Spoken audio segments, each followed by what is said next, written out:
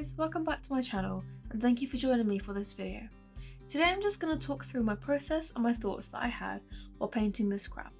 I believe I am painting a red rock crab, which is usually found in the Galapagos Islands. I saw this creature and I thought it was both bold and colourful and that it would venture well as a painting. Let me know down in the comments if you agree or disagree. For this painting I'm starting with watercolour paints. When using this medium, I always tape my watercolour paper to my desk because it helps to keep the paper flat and in one place during painting. I like to outline my subjects along with some details, which I take from my photo source, using a carbon paper method to ensure that I have the correct dimensions and perspective. These things are key to creating a realistic subject. I've linked below in the description the tutorial I've made showing my carbon paper techniques. When first adding the paint, I like to map out a base layer with the intended colours but in a very light wash. I do this using a wet on dry technique as I need my paper to stay dry so my paint remains within the lines.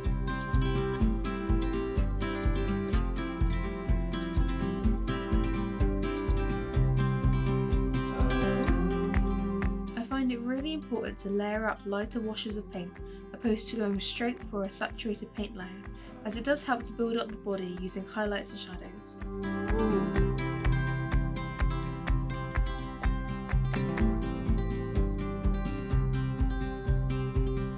I will admit that the painting does look a bit rough at this stage, but it does get better, I promise. Painting is a process. Once you have a few light wash layers built up, it's now time to add more saturated layers of paint, specifically in places of contrast and shadows. Always refer back to your source photo to make sure you get these correct. If your subject shows multiple sources of light, it will most likely look a bit off. You need those shadows marrying up to those light sources to gain realism.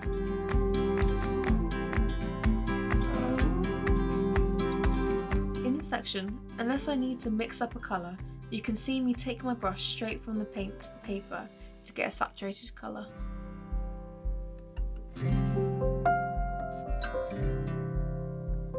Now, after this stage, what I really like to do with my watercolours is to add the details and the appearance of texture with my watercolour pencils, and then add full highlights with my favourite Watercolour pen in white, and then I also outline the whole painting using my black fine liner. Unfortunately, my camera didn't film this important part. I like to outline my animal paintings as I find it cleans up the edges, makes it pop, and also adds my own painting style to the piece. However, it will look more realistic without the outline, if that's what you're going for.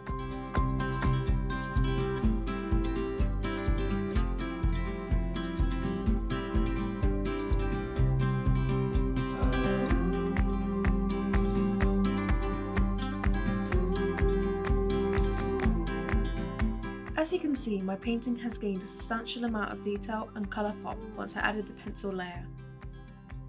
I decided to film me adding another layer which adds a more contrasting colour to the whole crab by warming up the legs mainly with yellow and also warming up the shadows with some magenta.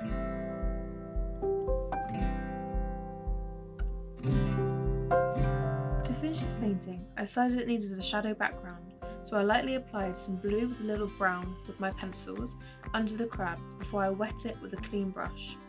When I did this, the colours from the crab actually bled out to my background, but I really liked how it ended up looking, so I left it.